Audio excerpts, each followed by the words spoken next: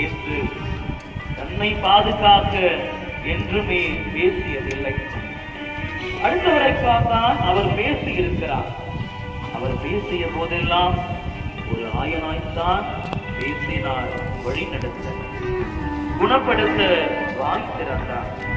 ஆனால் துன்புறும் ஆடாய் இயேசு வாய் திறந்தது இல்லை.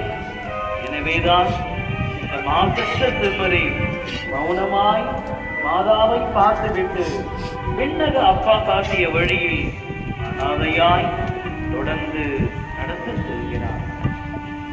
வருந்துவோரிடம் கரிசனை காட்டும் பண்பை விதைக்கிறார் நம் ஆண்டவர் இயேசு கிறிஸ்து.